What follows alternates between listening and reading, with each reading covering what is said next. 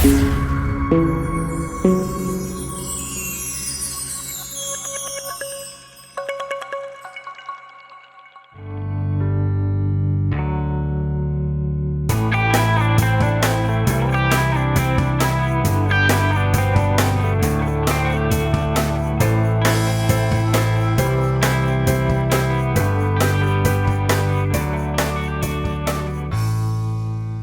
and welcome everyone to our presentation today, AI on Board, Steering the Future of Governance. Looking forward to this. It's quite a hot topic right now with many questions that come up, and probably see a lot of people join us today with many questions at the end of today's presentation. A few quick webinar reminders and a few points to mention as we get started. Our purpose today is to share trending and knowledge on the effects of AI in the boardroom relating to strategy and governance. Please write your questions in the Q&A section. Our goal is to answer all questions at the close of the presentation. Otherwise, we will follow up with you by email afterwards. Yes, the materials, the entire webinar is being recorded. You'll receive a link via email shortly within a day or two, and you'll also have the ability to download the presentation deck in its own file. For those with your IBDC.D certification, you will receive 1 CPE credit by attending. Just be sure to follow the proper CPE credit submission guidelines. With that, let me make the introduction of Tim Glowa joining us today. Tim is the author of Smart Governance for the AI Revolution, is a former Big Four consultant and equity partner specializing in human capital, compensation, strategy, and ESG. He is the leader of HRBrain.ai, an AI-focused HR startup. He holds a BA in economics from the University of Calgary and an MBA from the New York Institute of Technology. I'm happy to say, Tim, also you're IBDC.D certified, and a quick thank you for being the guest author of our article this month, Rise of the Machines, Proactive Governance in the Age of AI. Tim, great to have you with us. Nice to be here. Thank you for having me. Looking forward to it. A lot of buzz around this webinar and this lecture for today, so looking forward to it. I am your host for today, Mark Pfister. I'm a governance and strategy expert. I've published a book, The Modern Architecture Behind an Effective Board of Directors, which is now in over 70 countries. And I'm also the creator of the International Board Director Competency Designation, a globally recognized board director education and certification program. Tim, with that, let's get to the main event here. Everybody's been chomping at the bit to make sure they get to see your presentation today and all the information you're going to share with us. So I'm going to stop sharing so you can go ahead and share your screen and take it away. It's all yours. Perfect. Thank you. So thanks, Mark. Here's the agenda that we'd like to cover today. First of all, just a little bit about the AI revolution, the impact of AI on business, some of the missteps that organizations have made with AI in the past so that we can learn from some of their mistakes and their failures. Another aspect is what makes AI successful? What are organizations doing that is really effective in this space? And then I'd like to conclude with an introduction to a new framework called the Arrow Matrix that helps board of directors, independent directors understand the trade-offs that they have to make between risk and opportunity. So the first one, the AI revolution, I think we all can probably relate to what we're seeing in this cartoon. We've all used AI at some point. We've all used ChatGPT at some point. How is it going to impact our business? And we've got the guy there working on it, and AI spits out his answer that there's many ways that AI can impact our businesses. But if we think of where we are kind of from a historical perspective, I'm intentionally calling this the AI revolution, as many others are as well. And that's just a radical shift in the way we do business. So just going back into the 1700s, the first industrial revolution, Adam Smith, and if you can remember back to your economics classes where he was talking about the division of labor and making pins, but how that really gave an incredible boost to productivity.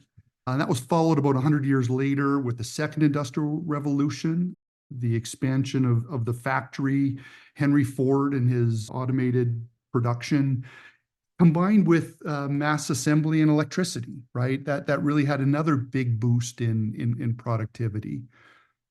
We saw in the 70s and early part of this century, e-commerce, right? The rise of personal computers. They were no longer just for universities, and they didn't take up entire floors of academic departments, right? It's personal computers, and changing that with e-commerce, right? And the e-commerce boom that happened around that time as well. And I think we're getting into something that's going to be as impactful and as significant with the AI revolution. And that's why it's such an interesting topic for boards and for leaders as well. Just to put this into some context for you, if anyone can remember Radio Shack, this advertisement from Radio Shack in 1991, every single item that is on that page is on the phone that's in your pocket, right? So it's obviously a phone, it has computing power, can play music, record, you can talk, there's video games. Everything that is in that entire page of an ad that Radio Shack was running in 1991 is in your phone. And when we think about the phones that we carry around in our pockets, this is even just a couple years old, the statistic. So it's probably even more so now, but it's 100,000 times more powerful than the computers that NASA used for Apollo 11 to put people on the moon. So when we think of the changes and the shifts in technology that has happened just in our lifetimes, it is absolutely amazing and very exciting to see what the AI revolution might bring. So let's talk a little bit about the impact of artificial intelligence. So just some data here initially. This is all from McKinsey, the sources at the bottom. They believe that about 3/4 of the value of generative AI really falls across 4 key areas: customer operations, marketing and sales, software engineering, and then research and development. And that 60 to 70% of the work activities that people conduct could be automated to some degree over the next 10, 20 years. The pace of this transformation is set to accelerate. They're saying half of all work activities could be automated by 2045. And by 2030, this is an interesting one. It's projected to most significantly increase automation among the highest wage earners, which is a very different transition that we have historically seen. Normally, it's often the most vulnerable people in society, the people at the lower income brackets who are most impacted by technological change. But McKinsey believes that by 2030, much of this impact could be among those making the greater salaries in the workforce. And we think of functions like accounting or engineering, or I'm sorry, the law profession. There was an article today in The Economist that asked the question, if AI can analyze a brief in 20 seconds, why would you need to have a dozen associates each putting in 50 hours to get to the same conclusion?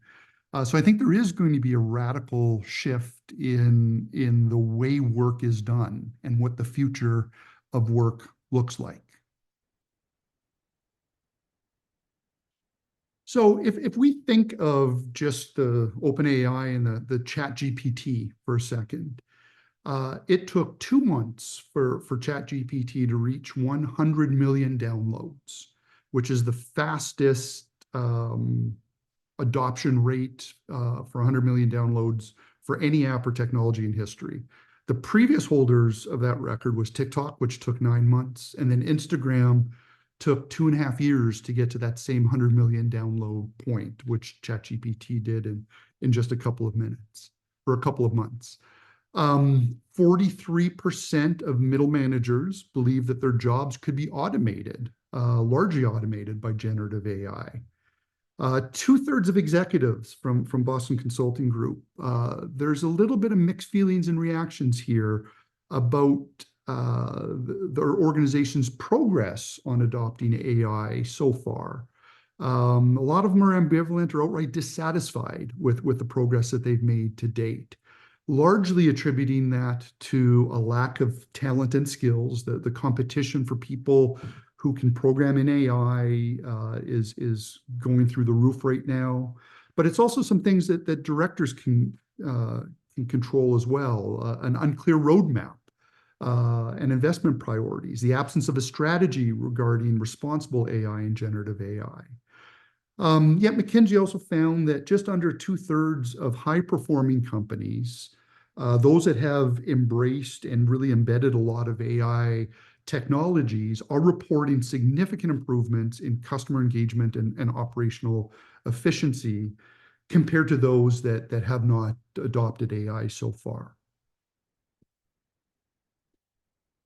I did a study in January where I surveyed 6,000 workers, 2,000 in the US, 2,000 in Canada, and 2,000 in Europe, and asked them about their thoughts just about work, work-life balance, managers, all those different things. This report is available for free from my website. But the fascinating question here was a concern about the negative impact of AI on their job. And the percent who completely agreed or agreed with that statement was just under 6 out of 10 workers, 58% in the US, 60% in Canada, and then 61% in Europe. So that really is a concern that's weighing on the minds of our workforce. And that's something that we as directors need to keep in mind as we're developing these governance principles and these strategies.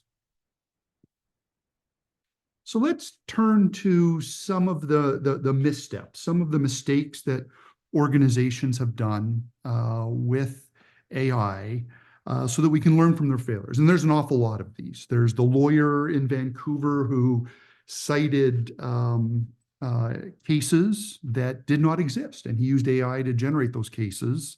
That really gets to the aspect of the hallucinations that we see, that AI sometimes makes things up. One of the earliest cases here is this one from Target, and this was covered in the New York Times 10 years ago. And there was an angry parent who walked into a store in Minneapolis after their daughter received a bunch of coupons for baby products in the mail. And the daughter was 15, 16 years old. And he approached the store manager and said, "How dare you imply that my beautiful daughter is somehow in the need and in the market for diapers and things like that. That's really offensive." And as it turns out, she was pregnant, and Target knew that before the dad did. And Target was able to identify that if women purchased a certain amount of products, in this case, it was unscented lotion, a bunch of vitamins and minerals like calcium, magnesium, and zinc, and a purse that was large enough to also double as a diaper bag, there was an 87% chance that they would be 87 or 90% chance that they would be expecting in the next 6 months. And from a retail perspective, being able to target people at those major life stage events where a baby comes in, or you're getting married, or you're moving into your first apartment, if you can capture them at that point in time, the downstream lifetime revenue is enormous. But there was a big backlash towards Target for this, that their algorithms, their predictive algorithms, were almost too accurate. That they knew too much about individuals, and it was almost viewed as a breach of privacy for implying, even with a high degree of likelihood, just based on their past purchase behaviors, that they might be pregnant. I really felt a little too big brother for many people. So what Target did here was they just sort of dumbed down their algorithm a little bit. They would still send the same coupons for diapers or baby formula, but they would mix it in with an advertisement for wine glasses, or a coupon for wine glasses, or a lawnmower, so that they could still capture the person at that critical life event, but they wouldn't feel like they were being spied on, that everybody on their street or on their block or in their neighborhood probably got the same coupons in the mail. So it was more comforting to people. Second one is a recent case that's happened in the last couple of months. We've seen a big rise in chatbots, right? That's one of the areas that organizations can become more efficient by having intelligent chatbots answer customers' questions instead of having people actually answer them. And there's certainly some attraction there. The problem here was that the chatbot for Air Canada gave some false information. It told somebody that if they wanted a bereavement fare to travel for a funeral, that they would have to buy it at full price, full fare, but then they could submit a claim and get a very heavily subsidized discount on that to the lowest available fare. That was false information. The passenger went back to Air Canada, and Air Canada said, no, that's not our policy. It was a mistake by the chatbot. We're not responsible. These individuals took Air Canada to court and won. And the courts held that Air Canada's chatbot is an agent. And if it's providing information to passengers and to customers, Air Canada is responsible for the accuracy of that information that's being passed. So from a governance perspective, I think that really highlights this trade-off that we need to consider about the enormous opportunity, but then also the potential risks that we as board members might encounter as we're implementing AI across our organizations.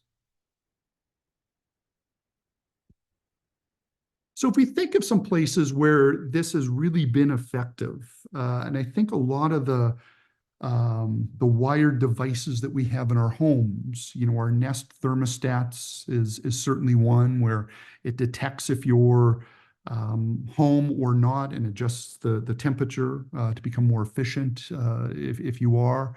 But even something as simple as Amazon or Netflix. And I think Netflix is just a fascinating case. They approached Blockbuster asking to be taken over and sell themselves for $50 million. Netflix or Blockbuster refused, which is probably one of the biggest mistakes in corporate history. And now Netflix thrives and Blockbuster is no longer. But one of the amazing things that these organizations have done as they've transitioned more to online services is the personal guidance that it provides. Now, we all can laugh sometimes. It's like, why is it suggesting this Mexican soap opera, right, for me to watch? But when we think about the vast amount of computing power and to be able to deliver, to analyze and process all of that information and to give a recommendation that is personalized to me as an individual. You've watched shows X, Y, and Z in the past. They can look at how frequently I might watch that. If I watched the entire show, or if I've just kind of watched 15 minutes and then got bored. If I come back to it and so on, they analyze all that and then give highly personalized recommendations on what I might be interested in watching in the future, right? Same thing with streaming music, right? If you've listened to Bon Jovi lately, you might get a recommendation for some Guns N' Roses or what have you. That personal guidance is incredibly powerful and an amazing opportunity for organizations to recognize the efficiencies of AI, but then also achieve some to capture those opportunities in a very risk-free or relatively low-risk type of environment. As we're thinking about this now from the governance perspective, I think there's a couple key components that are essential for responsible governance and oversight. First of all, at the top there, we've got the strategic oversight, and boards must ensure that the initiatives that they're implementing with AI align with the organization's short and long-term strategic goals and objectives, right? So that we're very focused. We also have to be aware of the ethical concerns around AI governance. We talked about the Target example, but it also applies in so many aspects, both the Air Canada example, but also how we treat employees and how we guide organizations on the responsible use of AI, and how this data that we get is sourced. One of the big concerns for many companies especially if you're in a service that also has minors, people under the age of being an adult, 18. If any of that training data that you have is sourced without permission from a minor, courts have ruled that that training data, the data that drives the AI, can be thrown out. So really ensuring that this is handled in a responsible way is critical. There's a regulatory compliance concerns, and this is increasingly global. It's important to keep abreast, and I'm certainly not trying to provide legal advice here. Really do need to get some proper legal counsel here to make sure that your organizations are abreast of the global regulations that are applying to AI. The European Union just put forth kind of the first global AI regulations as it impacts businesses, and it prohibits things like using closed circuit cameras to scan people's faces and to build a database that could identify those back to an individual, that this is Joe Blow or Sally Smith who's walking down the street. It's expected that in Canada and the US, the regulations that will come will be very similar to what's happened in Europe. And this has just gone in place recently. So it would be good to take an eye or keep an eye and keep abreast of what's happening from a regulatory perspective. There's the risk management aspect, right? Identifying, managing the risks associated with AI, data privacy, security, potential biases in the algorithms, all of those different things. And then stakeholder communications and ensuring that stakeholders, customers, employees, everyone in the communities that we operate in are informed, they're communicated to in a clear way so that we can build transparency and trust. This discussion largely comes down to looking at the enormous opportunities of AI as it relates to improving our decision-making, being more efficient in our marketing and our sales and our customer support, in our processing of information, and having strategic foresight, have AI as an aid in anticipating what the future might look like. All of those enormous opportunities need to be weighed against the risks, the ethical challenges, and potentially some skill gaps. So it's really that trade-off between the opportunities and then these risks. So when we're looking at these risks, we're thinking about the ethical considerations, navigating that terrain, ensuring that AI's use aligns with corporate and societal values and norms. There's a big challenge with a lot of board of directors and not having sufficient skills to be able to oversee AI effectively. The National Association of Corporate Directors feels that less than a third of board of directors believe they're equipped to oversee AI. We wouldn't accept that if that was finance, right, or the audit committee, that we didn't have people who could read and understand financial statements on a board. Yet we're still looking at that problem from many board of directors not being capable to oversee AI governance. And we need to get board of directors who have those skills and build up those skills in other directors as well. There's the regulatory compliance aspect, and then there's the people challenges that we've mentioned as well, both from employees and then from a trust perspective from customers. So thinking about this trade-off between opportunity and risk, one of the simplest ways to look at this is just to look at all of the different committees that we typically have on our boards, everything from audit and finance to compensation, human capital, investment, compliance, ESG maybe. All of those different committees will be impacted or could be impacted by AI. So if we look at the opportunities first for each of those different committees, for assessing risk, optimizing executive comp packages, leveraging AI for long-term planning accuracy, just all of those amazing opportunities. But then we also have to trade those off against those potential risks, the biases in the data, the breach of financial security or data security, inaccurate risk predictions, right, leading to losses. What if there is a hallucination, right?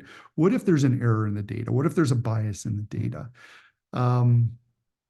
Looking at all of those and just how we structure those committees, it's important to balance those trade-offs of the opportunities against those risks. And that's what I want to introduce this arrow matrix for you. Just a different framework to think about how we can evaluate the risks and the opportunities of AI. It stands for AI Evaluation of Risk and Opportunity.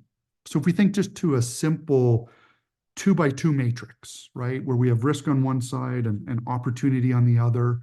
If we look at that upper left-hand quadrant, that's high risk and relatively low opportunity. We'd want to avoid those type of AI implementations. If we have something that's high risk and high opportunity, there may be value there, but it requires a little bit further of an evaluation, right? That's the upper right quadrant. There's some things that are just low risk, low opportunity. It's the automation of a lot of back office functions, right? In many cases, that's a no-brainer opportunity. You're not going to, be incredibly efficient and deliver a lot of value, but you're certainly going to be more efficient. There's really very little risk associated with those. The real interesting ones, I think, are in the bottom right quadrant, where we have low risk, but potentially high opportunity. So looking at one example of this, and at the end of the presentation, I'm going to share with everyone a little site that I created where you can type in the name of any company, industry, or job function, such as marketing or HR, and it will tell you, it will create and brainstorm some of these opportunities and risks for you across these 4 different quadrants. I think it's also important to look at this from a defensive perspective, that if your company is not thinking about this today, what are your competitors thinking about, and what if they were to implement this? So this is just an illustrative example. It's for a large credit card issuer. Think something like American Express. So on the upper left, the kind of higher risk and lower opportunity, there's a potential to use AI to look at investment advisory services. Perhaps taking on an unnecessary amount of risk relative to the opportunity. In the bottom left, it could be one of those no-brainers, right, where we're using AI to analyze customer feedback across multiple channels, getting better actionable insights, and ultimately embed those insights into product and service offerings that address customer pain points, right? Low risk, low opportunity, certainly something you should be considering. In the upper right quadrant, we have the higher opportunity, higher risk, and maybe this is something around the lines of AI-powered real-time offer optimization, right? Where you're looking at applying for a new credit card, and it's a platinum card, and the annual fee could vary from $500 to $1,000.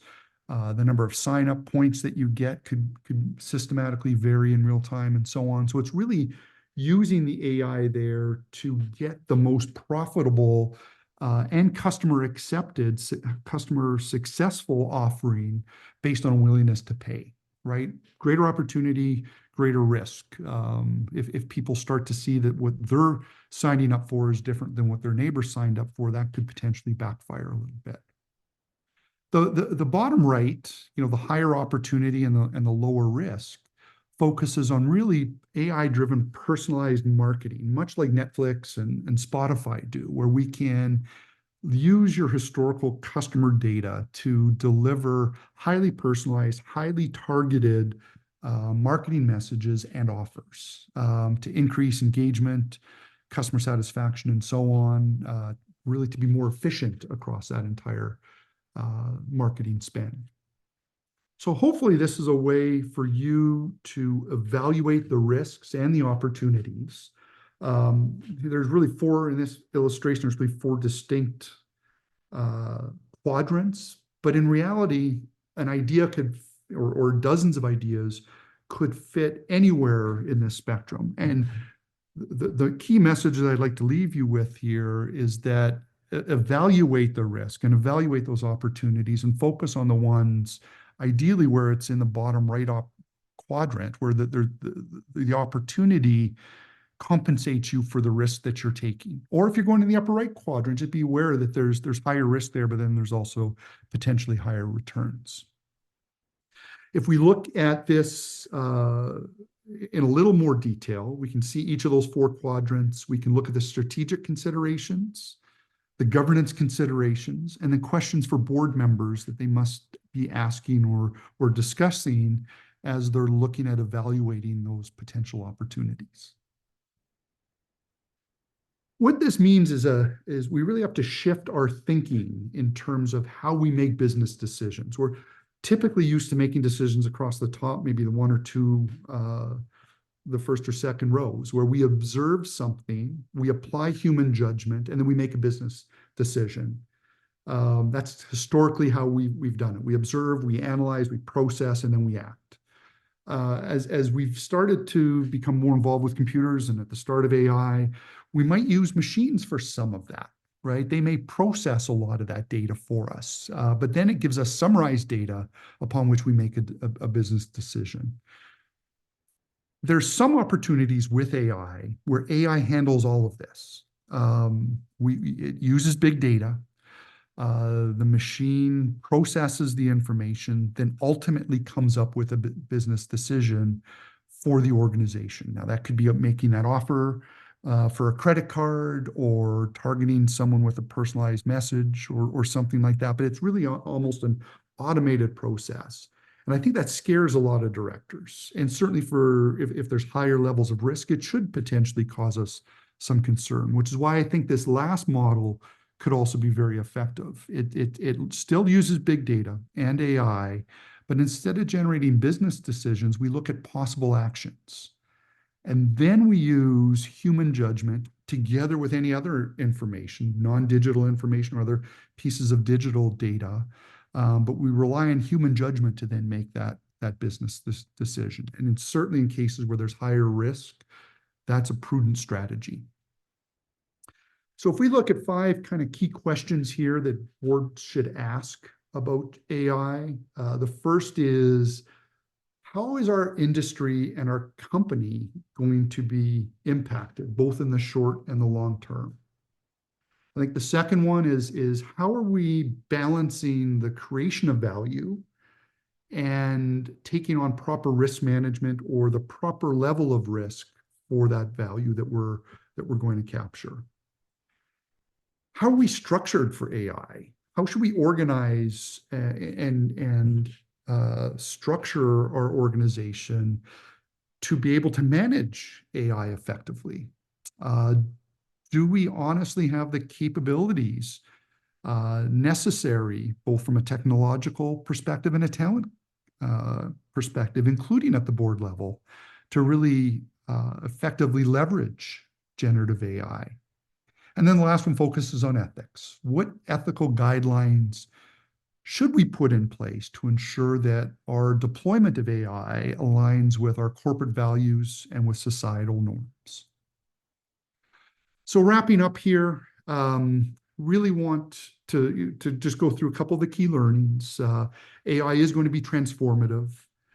We do need to understand the risks and the opportunities. We can learn from missteps like Air Canada's chatbot or Target's pregnancy coupons to really recognize and acknowledge the big brother type aspect that AI can give and ensure that we're managing this effectively. There's ethical concerns to governance that we need to be mindful of to protect privacy, but also biases. The Arrow Matrix tool can be used to evaluate AI and explore the risk and the opportunities and ensure that we're aligning the opportunities with the appropriate level of risk. There's the workforce impact, and it's stretch into high wage jobs and automation, and that's just going to accelerate in the next 10 years. I think a big one is also AI expertise on boards and having at least one member who has experience to guide strategy and oversight of AI. And then lastly, the regulatory compliance. And this is going to be shifting and changing every single day. And really getting your hands around that's going to be critically important. So, Mark, ready for some questions? If you're interested in looking at the Arrow Matrix, it's available. You can scan this QR code, or you can go to hrbrain.ai, an opportunity risk calculator. Also, if you're interested, my book, Smart Board Governance for the AI Revolution, is available on Amazon and the Apple iBook store. Tim, thank you so much. What a great job. Lot to think about here for all of us in the senior leadership space. Great examples too. I always appreciate when you're able to pull live examples of things that are happening real time right now. So very nice. Thank you. Many of you today joining us already have your IBDC.D certification. If you don't, and you're interested in the board space, either as an aspiring or experienced director, check us out. Be that modern director that boards are appointing today. Let me go to some of the questions here. Some of the questions that came in were answered later on throughout your presentation, so I'll kind of combine some of these and pick them as priority. So I am a senior leader in a technology services company, and our company seems all in on AI initiatives, many of which will very likely have negative consequences for the very people implementing these AI projects. I am wondering how to keep these savvy employees motivated when they just might be building some of their replacements. There's probably, Tim, as a direct correlation back to your slide on AI concerns weighing on the workforce mind. But I see this question comes from a little bit of a different angle of leading that team of folks that are building AI tools that may indeed be their replacements. And I do a lot of consulting in the people space. And, this is one of the areas that we see the biggest impact. I think the most important thing is to look at is it really depends on what your technology is, right? If you're looking for AI, when we think back to that decision-making process where we're going to use AI and data to really automate a lot of those decision-making processes in the absence of human judgment. I'm still optimistic that we need people, right? There's a lot of concern and there's a lot of stress from employees about AI replacing them. But I think if we think of this, in many industries, the alternative is it's really just we need to develop softer skills. If we think of what the future of work looks like, we need people and workers who can work with AI, interpret AI, evaluate it for biases and so on, rather than simply be replaced by AI. I think that's a bigger problem. It's certainly, there will be some jobs lost, but there's also going to be a wealth of other opportunities created for employees who are smart and savvy about AI. And figuring out how you can retain those employees, keep them engaged. You really just need to look at culture and engagement studies and understand the needs of that audience to ensure you're still delivering a value proposition to them that makes sense. Great thought. Thank you. Okay, another one here. My company has recently scaled back, or maybe slowed implementation is a better term, of a major AI rollout due to concerns of untrue and misleading outputs being generated. This goes back, Tim, sounds like to your example as well. Do you believe the fact-checking challenge of AI will be solutioned, and when? That's a $54 question. Certainly it's getting better with every model, but the hallucinations are real, right? ChatGPT was the best model that everybody was comparing to, right? All the other models were evaluated in how effective they were towards that model. And that was still 90% accurate when it was taking LSATs and standardized math tests and things like that. So it certainly does make mistakes. And I think that is why it's necessary to evaluate. Potentially, one of the things that we do is evaluate with two different models. So we almost have one model with the initial output, and then we have another different model that evaluates the effectiveness and the accuracy of that first model. So that's one simple way to be able to look at this. If we think of the impact that ChatGPT has had in the last couple of years, it's less than 2 years old. and its impact it's over 100 million downloads, and the rate of progress that we have made to putting AI into the hands of regular people has just been enormous, and it's less than 2 years old. So I think if we think of what the next year, 6 months, a year, 2 years will look like, it will just get better. It will just get faster. It will just get more accurate. The hallucinations, there's always a problem with data. The hallucinations should start to decline, but it is important to acknowledge that they are real, and you want to evaluate that. That's a risk. That's a strong risk associated with any AI opportunity. What if the risk is wrong? What if you're a hospital and you're having AI determine a patient's course of treatment without any human judgment, right? And what if AI is wrong, Yeah. right? There's challenges there. Thank you. Now, there's over a dozen questions here that touch on the topic of regulation and regulatory mandates. So let me kind of consolidate those into one. And I'll take one of the questions here, which I think, Tim, will allow you to touch on all the aspects of this. As is the case in most early stage technologies, different regions have different regulatory mandates. Do you think this will be consolidated and standardized at some point? I think certainly it's going to be the direction and the guidance from the EU regulations. It really seems like much of those or many of those regulations will be adopted in Canada and the US. I'm expecting that kind of the G7, G8 nations, Australia, New Zealand, Singapore, will also adopt something relatively similar. They typically do with, they won't be identical, but they will typically have the bulk of the regulations will be very similar.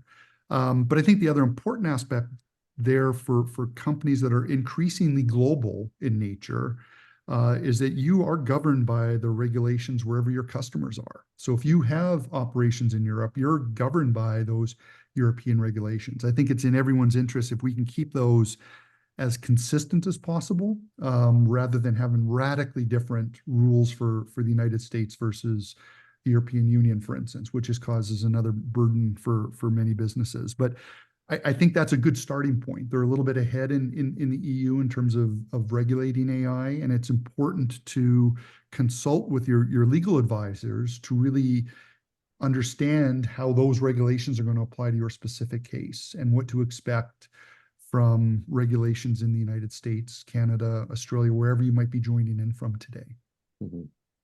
Great. I'm also going to consolidate here. It looks like we have about 8 questions, all relating back to the structure of a board. And I know you made the comment, Tim, about having at least one person on the board with AI background. I'll jokingly state, hopefully you remember also from your certification course, the coverage and balance area where one as an SME and someone else to challenge them. Absolutely. But yeah. In one of your presentation areas, you mentioned boards should include at least one member with AI experience to guide strategy and oversight. What do you believe is the ideal AI background for someone to perform properly in the boardroom? So I think that's a great question. And Mark, to your point, and I'd love your thoughts on this maybe at the end as well, is it really should be 2 people, right? It should be one person who can be a bit of an authority, maybe a chair of a committee, but then also someone who can challenge those thoughts so that you get the diversity of thoughts. But at least having one person, when less than a third of directors feel that they're comfortable and competent in the AI space is problematic. And if we turn that around to being able to look at the audit or the finance committee, you would never accept an entire board that can't read financial statements. So I think the way to get at this is either with some executive education. All of the major business schools are having courses on AI, and increasingly, I think having courses on governance in AI for people who might be exiting a consulting company who have deep AI experience. I think look for people who have governance experience but are running AI startups right now. They have a wealth of experience in this space, and there are so many AI startups, either venture capital backed or not. I think there's a big opportunity to be able to capture some advisement from those areas. Now, maybe it's not a board member, maybe it's just an advisor. Mhm. I think there's other consulting opportunities in that space as well. I'd be happy to repeat this presentation for any boards that might be interested. Great. Great. I would add to that also, and I totally agree, Tim, with your assessment of this. One of the things I'm typically looking for when it comes to any type of emerging technology or expertise area, human capital being another area, is to have someone that has the strategy and governance background. Typically, I want them to be in charge of maybe the committee or the main SME on the board. But we're also looking particularly for those with operations background. So they have that insight and the experience of actually implementing. Implementing, as we know, can be quite different than somebody sitting in a room coming up with a strategy. So Absolutely. we Yep. want to make sure that the operations side is represented. Also, fully agree that that operations side could either be the director or an advisor or some expertise that's in the organization that the board is leveraging, and actually bringing that person into the board meeting for updates and for ongoing learning for that matter as well. Great. Tim, thank you so much. Really exciting things happening in this space. It's going to be really interesting to watch what happens next, the good, the bad, and the ugly. We'll learn from all of it, and we'll adjust our models, whether it relates to strategy and governance accordingly. Mark, thanks for having me. Appreciate it. Thank you. Bye, everybody. Thanks for joining.